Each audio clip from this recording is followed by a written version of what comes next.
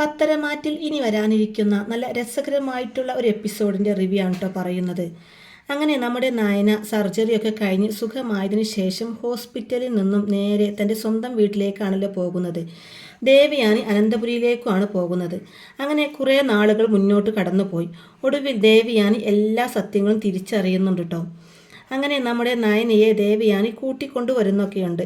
സത്യങ്ങളൊക്കെ തിരിച്ചറിഞ്ഞ് നയനയെ ദേവയാനി സന്തോഷത്തോടു കൂടി സ്വന്തം മരുമകളായിട്ടാണ് കേട്ടോ, മരുമകളായിട്ടെന്നല്ല സ്വന്തം മകളായിട്ട് തന്നെയാണ് കേട്ടോ അനന്തപുരിയിലേക്ക് കൂട്ടിക്കൊണ്ടുവരുന്നത്. കനകയോടും ഗോവിന്ദനോടും ഒക്കെ മാപ്പ് ചോദിച്ചിട്ടാണ് കേട്ടോ കൂട്ടിക്കൊണ്ടുവരുന്നത്. ആദർശിനും ജയനും ഒക്കെ ഇത് കണ്ട് വല്ലാത്ത അതിശയാവുന്നുണ്ട് കേട്ടോ.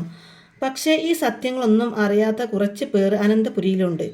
നമ്മുടെ ജാനകിയും ജലജിയും അനാമികയും രേവതിയും ഒക്കെയാണ് കേട്ടത്.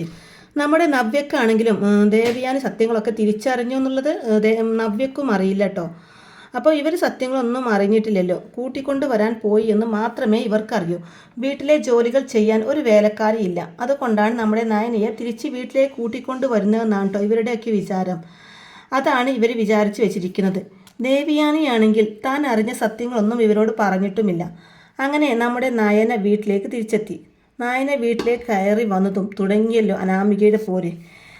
അങ്ങനെ അനാമിക ഓരോന്ന് പറഞ്ഞു ചൊറിഞ്ഞ് ചെല്ലാണ് കേട്ടോ നയനയെ അസ്വസ്ഥതപ്പെടുത്താൻ വേണ്ടിയിട്ട്. നിൻ്റെ അമ്മായിയമ്മക്ക് നിന്നോട് സ്നേഹമൊന്നും ഇല്ലടി. നിന്നെ വേലക്കാരിയായിട്ടില്ലടി നിന്നെ ഇങ്ങോട്ടേക്ക് കൂട്ടിക്കൊണ്ട് വന്നത്. അല്ലെങ്കിലും നീ ഇല്ലാത്തതിൻ്റെ ഒരു കുറവ് ഈ അടുക്കളക്കുണ്ടായിരുന്നു. ഇനിയിപ്പോൾ ഒരു അടുക്കളക്കാരിയെ വെക്കണമെന്നുണ്ടെങ്കിൽ മാസം 30,000 രൂപയെങ്കിലും കൊടുക്കണം. നിനക്ക് പിന്നെ ഒരു പൈസ പോലും തരേണ്ടല്ലോ.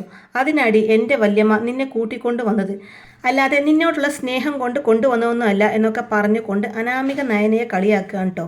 ഇതെല്ലാം കേട്ടിട്ടും നമ്മുടെ നയന തിരിച്ചൊന്നും പറയുന്നില്ല. ഒന്നും മിണ്ടാതെ നിൽക്കുകയാണ് നയന. കാരണം നയനക്കറിയാം തൻ്റെ അമ്മായിയമ്മ സ്നേഹത്തോടു കൂടിയാണ് കൂട്ടിക്കൊണ്ട് വന്നത് എന്നുള്ള കാര്യം. അപ്പോഴേക്കും നവ്യ ഓടി വന്നിട്ട്, നീ വന്നല്ലോ, എന്തായാലും സമാധാനമായി. നീ ഇപ്പോൾ ഇങ്ങോട്ടേക്ക് വന്നില്ലെങ്കിലും പ്രശ്നമൊന്നും ഇല്ലായിരുന്നു. കാരണം ഇവിടെ ഇനിയിപ്പോൾ ജോലികളൊക്കെ നിന്നെ കൊണ്ട് ചെയ്യിപ്പിക്കാൻ വേണ്ടിയല്ലേ നിൻ്റെ അമ്മായിയമ്മ നിന്നെ ഇങ്ങോട്ടേക്ക് കൂട്ടിക്കൊണ്ട് വന്നത്. നീ വന്നതിൽ എനിക്ക് സന്തോഷമേ ഉള്ളൂ. പക്ഷേ നീ റെസ്റ്റ് എടുക്കേണ്ടതല്ലേ. നിനക്കിപ്പോൾ ലിവർ മാറ്റിവെക്ക സർജറി കഴിഞ്ഞതല്ലേ ഉള്ളൂ. ഇതൊന്നും അറിയാതെ നിൻ്റെ അമ്മായിയമ്മ നിന്നെ ദ്രോഹിക്കാനടി ഇങ്ങോട്ടേക്ക് കൂട്ടിക്കൊണ്ട് വന്നത്. ഇതിന് അച്ഛനും അമ്മയും എന്തിനാ കൂട്ടുനിന്നത്? ഞാൻ അച്ഛനെയും അമ്മയും ഒന്ന് വിളിക്കട്ടെ. നന്ദുവിനും വെളിവില്ലാണ്ടായി പോയോ? അവൾക്ക് അറിയില്ലായിരുന്നോ അവൾ എന്തിനാ നിന്നെ ഇങ്ങോട്ടേക്ക് പറഞ്ഞു വിട്ടത്? ഞാൻ വിചാരിച്ചോ നീ ഇങ്ങോട്ടേക്ക് വരാൻ തയ്യാറാകില്ലെന്ന്. അച്ഛനും അമ്മയും നന്ദു ഒന്നും സമ്മതിക്കില്ല എന്നാണ് ഞാൻ വിചാരിച്ചത്. ഇനിയിപ്പോൾ നിന്നെ ഒരു ജോലിക്കാരിയായിട്ട് എല്ലാവരും കാണും. നിന്നെ ഓരോരുത്തരും ഓരോന്ന് പറഞ്ഞ് അപമാനിക്കുകയും നിന്നെ വേദനിപ്പിക്കുകയും ഒക്കെ ചെയ്യും. അത് കാണാൻ എന്നെക്കൊണ്ട് വയ്യ നയനെ. അതുകൊണ്ടാണ് ഞാൻ പറഞ്ഞത് നീ വരണ്ടായിരുന്നു. നീ വന്നതിൽ എനിക്ക് സന്തോഷമില്ലാഞ്ഞിട്ടൊന്നുമല്ല എന്നൊക്കെ പറഞ്ഞ് നവ്യ സങ്കടപ്പെടുമ്പോൾ എനിക്കറിയാം ചേച്ചിക്ക് ഇപ്പോൾ എന്നെ ഒരുപാട് ഇഷ്ടമാണ്. പണ്ടത്തെ ചേച്ചിയല്ലല്ലോ എൻ്റെ മുമ്പിൽ നിൽക്കുന്നത്. പണ്ടത്തെ ചേച്ചിയായിരുന്നെങ്കിൽ ഞാൻ ജോലി ചെയ്യുന്നതൊക്കെ ഒരുപാട് ഇഷ്ടമുള്ള ചേച്ചിയായിരുന്നു എനിക്കുണ്ടായിരുന്നത്. പക്ഷേ ഇപ്പോൾ എല്ലാം മാറി മറിഞ്ഞു. എല്ലാം മാറി മറിഞ്ഞു. അപ്പോൾ പെട്ടെന്ന് നമ്മുടെ നവ്യ ചോദിക്കുന്നുണ്ട്, എല്ലാം മാറി മറിഞ്ഞെന്നോ? എന്താ നയനെ നീ പറയുന്നതെന്ന് ചോദിക്കുമ്പോൾ, അതെ ചേച്ചിക്ക് അറിയാത്ത ഒരു രഹസ്യമുണ്ട്, ഒരു സത്യമുണ്ട്. എനിക്കും ആദർശേട്ടനും അച്ഛനും അതുപോലെ തന്നെ നമ്മുടെ അമ്മയ്ക്കും അച്ഛനും നന്ദുവിനും ഒക്കെ അറിയാവുന്ന ഒരു സത്യം. അത് വേറെ ആർക്കും അറിയില്ല എന്ന് നയന പറയുമ്പോൾ, ഇനിയും സത്യങ്ങളോ? എന്താ നയന നീ പറയുന്നതെന്ന് ചോദിക്കുമ്പോൾ, അതെ, ഞാൻ പറയുന്ന കാര്യം ആരോടും പറയൊന്നും വേണ്ട. എന്തായാലും ചേച്ചിക്കും സന്തോഷമുള്ളൊരു കാര്യം തന്നെയാണ്. എൻ്റെ അമ്മായിയമ്മ എന്നെ മരുമകളായിട്ടല്ല മകളായിട്ടാണ് ഇങ്ങോട്ടേക്ക് കൂട്ടിക്കൊണ്ട് വന്നിരിക്കുന്നത് നയന പറയുന്നതും ശരിക്കും ഞെട്ടിപ്പോകുന്നുണ്ട് കേട്ടോ നവ്യ ചോദിക്കുന്നുണ്ട്, എന്താ നയന നീ പറയുന്നത്? എനിക്കൊന്നും മനസ്സിലാവുന്നില്ല. അല്ല, ഇവിടുന്ന് അമ്മായി അങ്ങോട്ടേക്ക് വന്നപ്പോൾ എന്തൊക്കെ പറഞ്ഞിട്ടാണ് വന്നതെന്ന് അറിയാമോ?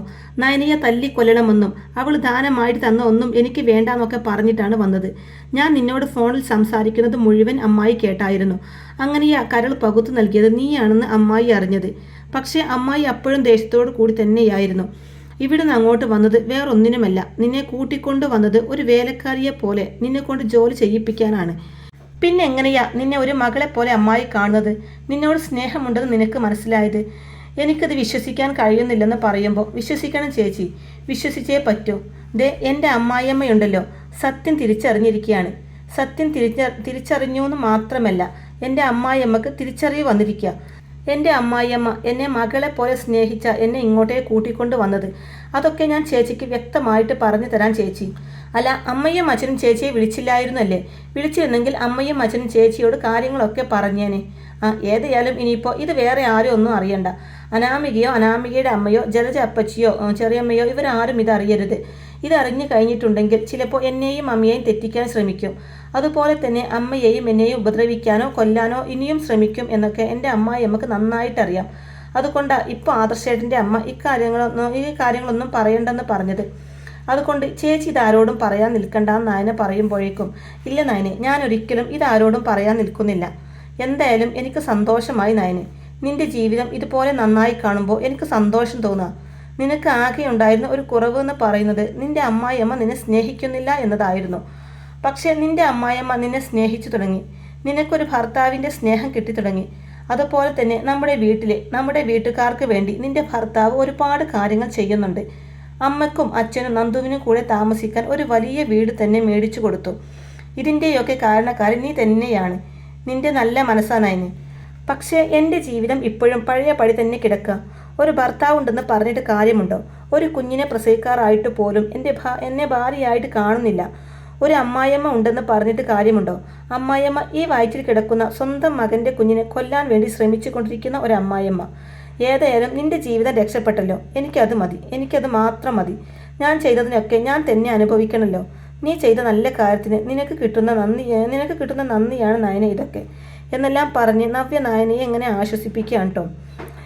നവ്യക്ക് ഭയങ്കര സന്തോഷമായി. ഇതേ സമയം അപ്പുറത്ത് ഗൂഢാലോചന നടക്കുകയാണ്.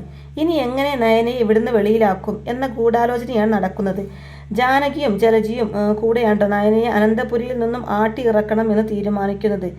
പക്ഷേ നയനയെ പുറത്താക്കാൻ അനാമികയുടെ അമ്മയോ സമ്മതിക്കുന്നില്ല.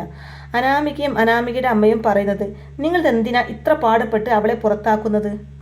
എൻ്റെ മോള് പറഞ്ഞതുപോലെ മാസം ഒരു 30,000 രൂപയെങ്കിലും കൊടുക്കണം ഒരു വേലക്കാരിയെ കിട്ടണമെങ്കിൽ. ആ വേലക്കാരിക്ക് പകരമായിട്ടല്ലേ നിങ്ങളുടെ വലിയ ഏടത്തി ഇപ്പോൾ നയനയെ കൊണ്ടുവന്നിരിക്കുന്നത്. നയന ഉണ്ടാക്കുന്ന ഭക്ഷണത്തെക്കുറിച്ച് ഞാൻ എടുത്തു പറയേണ്ട കാര്യമില്ലല്ലോ. നല്ല രുചിയുള്ള ഭക്ഷണമാണ്. ഇത്രയും ദിവസം രുചിയില്ലാത്ത ഭക്ഷണമാണ് കഴിച്ചത് എന്നല്ല കേട്ടോ ഞാൻ പറഞ്ഞത്. അനിയുടെ അമ്മക്ക് വിഷമമൊന്നും തോന്നരുത് എന്ന് രേവതി പറയുമ്പോൾ, എനിക്ക് വിഷമമൊന്നുമില്ല. എൻ്റെ അനാമിക മോളുടെ അമ്മയല്ലേ ഇതൊക്കെ പറയുന്നത്. എൻ്റെ അനാമിക മോള ഈ വീട്ടിലെ ഏറ്റവും നല്ല മരുമകൾ. എൻ്റെ അനാമിക മോൾ തന്നെയാണ് ഈ വീട്ടിലെ മരുമകൾ എന്ന സ്ഥാനത്തിൻ്റെ ഉടമ. അല്ലാതെ അതിവിടെ ആർക്കും കൊടുക്കുകയുമില്ല.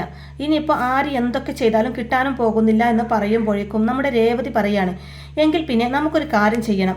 വേറെ ഒന്നുമല്ല ഇനി ചെയ്യേണ്ടത്. ഞാൻ എപ്പോഴും പറയാറുണ്ടല്ലോ, ആദർശേട്ടനെ എടുത്തുകൊണ്ട് തലയിൽ വെച്ച് നടക്കുകയാണല്ലോ, അതുപോലെ തന്നെ ഇവിടെ നയനിയെയും തലയിൽ വെച്ച് കൊണ്ട് നടക്കുക. ഞാൻ കുറ്റം പറയുന്നതാണ് നിങ്ങൾ കരുതരുത്. ഇവിടുത്തെ മുത്തശ്ശനും മുത്തശ്ശിയും എല്ലാവരും കൂടെ ചേർന്ന അവനെയും അവളെയും എടുത്ത് തലയിൽ വെച്ച് നടക്കുന്നത്. അവർക്ക് ജ്വല്ലറി കൊടുക്കുന്നു, അതുപോലെ തന്നെ വീടിൻ്റെ അവകാശം കൊടുക്കുന്നു. എല്ലാം അവർക്കല്ലേ കൊടുക്കുന്നത്. നിങ്ങളുടെ മക്കൾക്കൊന്നും വേണ്ടേന്ന് ചോദിക്കുമ്പോൾ ജലജ പറയും, ഇത് ഞാൻ 100 തവണ ഇവിടെ പറഞ്ഞതാണല്ലോ. പക്ഷെ എന്ത് ചെയ്യാനാ? എല്ലാവരും നയനയുടെയും ആദർശിൻ്റെയും പുറകെയാണല്ലോ. അവർക്കാർക്കും ഇവിടെ വിഹിതം വെക്കണമെന്നൊന്നും ഇല്ലല്ലോ എന്ന് പറയുമ്പോൾ, വിഹിതം വെക്കാനായിട്ട് ഞാനൊരു ഐഡിയ പറഞ്ഞു തരാം. നമ്മളിവിടെ വമ്പൻ പ്രശ്നമുണ്ടാക്കണം. ഇത്രയും ദിവസം ഇവിടെ പ്രശ്നമൊന്നുമില്ലായിരുന്നല്ലോ. നയന വന്ന് കഴിയുമ്പോൾ ഇവിടെ നമ്മൾ പ്രശ്നമുണ്ടാക്കിയാലും അത് നയന കാരണമാണെന്ന് നമ്മൾ വരുത്തി തീർക്കണം. അങ്ങനെ വേണം ഈ വീട്ടിലെ സ്വസ്ഥതയും സമാധാനവും ഒക്കെ നഷ്ടപ്പെട്ട് 4 എണ്ണത്തിനെയും 4 വഴിക്ക് വിടാൻ. അങ്ങനെ വിട്ടു കഴിഞ്ഞാൽ മാത്രമേ അവരവരുടെ വിഹിതം അവരവർക്ക് കിട്ടുകയുള്ളൂ.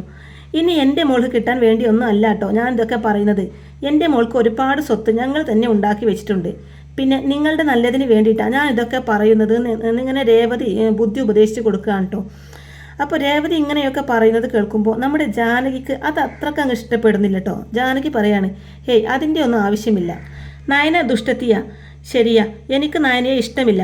എങ്കിലും ബാക്കിയുള്ളവരെ തല്ലിപ്പിരിക്കാന്ന് പറഞ്ഞാൽ അതിനോട് എനിക്ക് അത്ര യോജിപ്പില്ല എന്ന് പറഞ്ഞിട്ട് അവിടുന്ന് പോവാണ് കേട്ടോ ജാനകി. അപ്പോൾ നമ്മുടെ ജാനകിക്ക് ഇതിനോട് താല്പര്യമില്ല എന്ന് ജലജക്കും രേവതിക്കും അനാമികക്കും മനസ്സിലായി. ഇനി ഇവർ 3 പേരും ഒരുമിച്ച് നിന്നാൽ മാത്രമേ ഇനി അടുത്ത കളി നടക്കത്തുള്ളൂ എന്നറിയാം. അങ്ങനെ ജലജ പറയുന്നുണ്ട്, ഏതായാലും ജാനകിക്ക് താല്പര്യമില്ലെങ്കിലും എനിക്ക് നല്ല താല്പര്യമാണ്. എനിക്ക് കിട്ടാവുന്നത് കിട്ടുകയാണെങ്കിൽ എനിക്ക് സന്തോഷമേ ഉള്ളൂ. നിങ്ങളെ കൂടെ എന്തിനും ഞാൻ തയ്യാറാണെന്ന് ഞാൻ പണ്ട് മുതലേ പറഞ്ഞതല്ലേ. എന്താ ചെയ്യേണ്ടതെന്ന് പറഞ്ഞാൽ മാത്രം മതിയെന്ന് പറയുമ്പോൾ, വേറെ ഒന്നുമല്ല ചെയ്യേണ്ടത്. ഒരുപാട് മരുന്നുകൾ കഴിക്കുന്ന ഒരു വ്യക്തി ഇവിടെയുണ്ടല്ലോ, ഇവിടുത്തെ മുത്തശ്ശൻ തന്നെ. ആ മുത്തശ്ശന് നമ്മൾ മരുന്ന് മാറ്റി കൊടുക്കുന്നു, അത്രയേ ഉള്ളൂ എന്ന് പറയുമ്പോൾ ജലജ പെട്ടെന്ന്, എൻ്റെ ഈശ്വര, ജലജയ്ക്ക് ശരിക്കും പേടിയാവുന്നുണ്ട് കേട്ടോ. അതൊക്കെ ആരെങ്കിലും അറിഞ്ഞാലെന്ന് പറയുമ്പോൾ, അതൊന്നും ചെവി അറിയാൻ പോകുന്നില്ല. ഈ കാര്യമൊന്നും ആരും അറിയില്ല. അങ്ങനെ മൂർത്തി മുത്തശ്ശന് എന്തെങ്കിലും പറ്റിക്കഴിഞ്ഞാൽ ഈ വീട്ടിൽ നിന്ന് വിട ചൊല്ലി പോയി കഴിഞ്ഞാൽ ബാക്കി എല്ലാ കാര്യങ്ങളും എങ്ങനെയാണെന്ന് വെച്ചാൽ നമുക്ക് ചെയ്യാം. അതുകൊണ്ട് ഞാൻ പറയുന്ന കാര്യം ഒന്ന് നോക്ക്. ജലജ വിചാരിക്കുകയാണെങ്കിൽ അത് പെട്ടെന്ന് സാധിക്കും. നമുക്കിങ്ങനെ ഒരു ഗൂഢാലോചന നടത്തിയെന്ന് ആരും അറിയുകയും വേണ്ട. പിന്നെ ജലജയ്ക്ക് എന്താ വേണ്ടതെന്ന് വെച്ചാൽ ഞാൻ തരാം. മോളുടെ അച്ഛന് കോടിക്കണക്കിന് സ്വത്തുക്കളുണ്ട്. അപ്പോൾ അതുകൊണ്ട് തന്നെ അതിൽ നിന്ന് ഒരു ഭാഗം അങ്ങ് തന്നേക്കാം എന്ന് രേവതി പറയുന്നതും ജലജയ്ക്ക് സന്തോഷമാവുന്നുണ്ട് കേട്ടോ. ജലജ ഓർക്കാണ്, എൻ്റെ ദൈവമേ, ഇവിടുന്ന് കുറച്ച് വിഹിതം കിട്ടും, അവിടുന്നും കുറച്ച് വിഹിതം കിട്ടും എന്നിങ്ങനെ ഓർക്കാൻ കേട്ടോ. എങ്കിൽ പിന്നെ മുത്തശ്ശനെ കൊന്നു കളയുന്നത് കൊണ്ട് ജലജയ്ക്ക് വലിയ കുഴപ്പമുണ്ടോ? ജലജയുടെ ആരും അല്ല മുത്തശ്ശൻ. ജലജയെ മുത്തശ്ശനെ എടുത്തു വളർത്തിയതാണ്. അപ്പോൾ അതുകൊണ്ട് അങ്ങനെ ഒരു തീരുമാനം എടുക്കുകയാണ് ജലജ. അങ്ങനെ ജലജ ഈ കാര്യം ചെന്ന് നേരെ അഭിയെ അറിയിക്കുകയാണ് കേട്ടോ. അപ്പോൾ അഭി പറയുന്നുണ്ട്, ഞാൻ അമ്മയോട് പണ്ട് മുതലേ പറയുന്നതല്ലേ, നമ്മൾ ഇങ്ങനെ പിന്മാറി നിന്നാൽ ഒന്നും നടക്കാൻ പോകുന്നില്ല. എന്തായാലും മുത്തശ്ശൻ എന്തെങ്കിലും സംഭവിച്ചു കഴിഞ്ഞാൽ എനിക്ക് ആ പണ്ടാരക്കാലം നവ്യയെ എൻ്റെ തലയിൽ നിന്നും എങ്ങനെയെങ്കിലും ഒഴിവാക്കാം. എന്തായാലും എനിക്ക് സ്വസ്ഥതയുമായി. എനിക്ക് ഏതെങ്കിലും ക്യാഷുകാരി പെണ്ണിനെ കല്യാണം കഴിച്ച് സുഖമായിട്ട് ജീവിക്കുകയും ചെയ്യാം. അപ്പോൾ ഇവരിങ്ങനെ ഗൂഢാലോചന നടത്തുന്നത് നമ്മുടെ നവ്യ ഒളിഞ്ഞു നിന്ന് കേൾക്കുന്നുണ്ട് കേട്ടോ. നവ്യ ഇത് കേട്ട് കഴിഞ്ഞാൽ പിന്നെ പറയേണ്ട കാര്യമില്ലല്ലോ. നവ്യ കേൾക്കുക മാത്രമല്ല, നവ്യ ഇത് ഫോണിൽ പകർത്തുന്നുമുണ്ട്. നവ്യ ഇത് ഫോണിൽ പകർത്തുകയും റെക്കോർഡ് ചെയ്യുകയും ഒക്കെ ചെയ്ത് പുറത്ത് കാണിക്കാനൊന്നും പോകുന്നില്ല. വീണ്ടും ഭീഷണിപ്പെടുത്താൻ നോക്കുകയാണ് ചെയ്യുന്നത്. എന്തായാലും രേവതിയുടെയും അനാമികയുടെയും കൂടെ കൂടി കഷ്ടകാലം വരാൻ പോകുന്നത് നമ്മുടെ ജലജയ്ക്കും അഭിക്കും ആയിരിക്കും കേട്ടോ. എന്തായാലും ഇനി പത്തരമാറ്റ സീരിയലിൽ നടക്കാൻ പോകുന്നത് എന്തൊക്കെയാണെന്ന് കാത്തിരുന്ന് കാണുക തന്നെ വേണം. നമ്മുടെ നവ്യയും നയനിയും ദേവയാനിയും കട്ട സപ്പോർട്ടായിട്ട് നിൽക്കുകയാണ് കേട്ടോ. അപ്പോൾ ഏതായാലും ദേവയാനിയും കൂടെ ഇവരുടെ കൂടെ കൂടിയതോടുകൂടി ഇനി പത്തരമാറ്റ സ്റ്റോറി നല്ല രസകരമായിട്ട് തന്നെയാണ് മുന്നോട്ട് പോയിക്കൊണ്ടിരിക്കുന്നത്. അപ്പോൾ ഇങ്ങനെയൊക്കെയുള്ള നല്ല അടിപൊളി ത്രില്ലിംഗ് വിശേഷങ്ങളൊക്കെയാണ് കേട്ടോ ഇനി പത്തരമാറ്റ സീരിയലിൽ വരാനിരിക്കുന്നത്. അപ്പോൾ ഈ ഒരു റിവ്യൂ ഇഷ്ടമായിട്ടുണ്ട് എന്നുണ്ടെങ്കിൽ വീഡിയോ ലൈക്ക് ചെയ്യാനും ചാനൽ കൂടി ഒന്ന് സബ്സ്ക്രൈബ് ചെയ്ത് സപ്പോർട്ട് ചെയ്യാനും മറക്കല്ലേ ഫ്രണ്ട്സ്. താങ്ക്